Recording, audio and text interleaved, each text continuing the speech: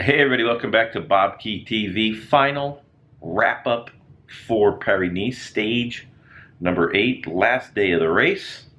Well, that was the best day of racing I've seen in a very long time. Thanks to Alberto Contador and how aggressive he rode throughout the day. Spoiler alert, close your ears if you don't know who's won already. Sergio Henao. I'll get to how he won in a moment, but Sergio Henao hung on just by 2 seconds after barely chasing down a rampaging Alberto Contador throughout the day's proceeding. If we go back to the start of Paris-Nice, stage wins by Arnaud Demar, Sonny Colbrelli, Sam Bennett, Julian Alaphilippe, and then Andre Greipel.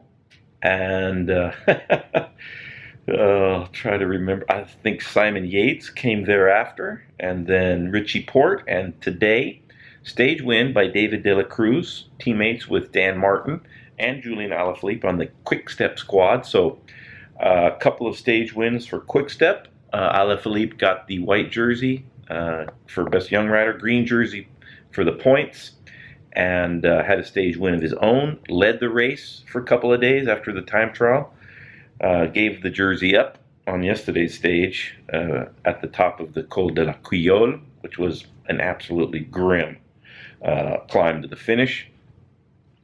Sergio Henao from the Sky Squad just got the jersey yesterday and barely hung on by 2 seconds to Alberto Contador. Contador losing a little bit of time early in the stage race in the crosswinds. That cost him the win, perhaps, but he put everything in to one last desperate attack a long ways from the finish line. 2 climbs from the end. So 2 category 1 climbs from the end.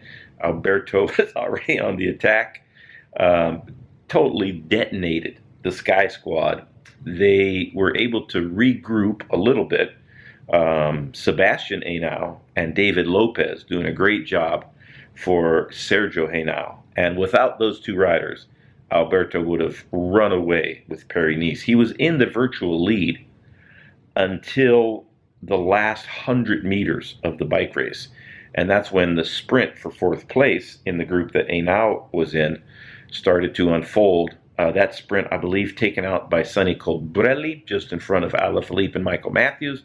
But Sergio Henao right there in the front where he needed to be. And as we started to count the clock ticking after Contador got 2nd place on the stage, and with it, a 6-second time bonus that he put with his 2-second time bonus on the last sprint point, it went down to just 2 seconds, 1/1000, 2/1000. And to think of the racing the peloton went throughout the 8 stages and how close it was at the end made for an absolutely thrilling race. So hats off to Alberto Contador. If he's racing that well this summer, Chris Froome is going to have his hands full in the Tour de France. It'll be another Sky guy that Alberto will have to go up against in the Tour, Chris Froome, and it'll be interesting to see how Froome handles the aggression which most certainly will come from Alberto Contador if he has the legs throughout the stage race. I really enjoyed watching today's race and commentating on it. If you get a chance to see this, I recommend it highly. On NBC Sports Network, they have an internet package called NBC Sports Gold, and you can, I think, get just about all the bike races that we commentate on live on your computer, if I'm not mistaken.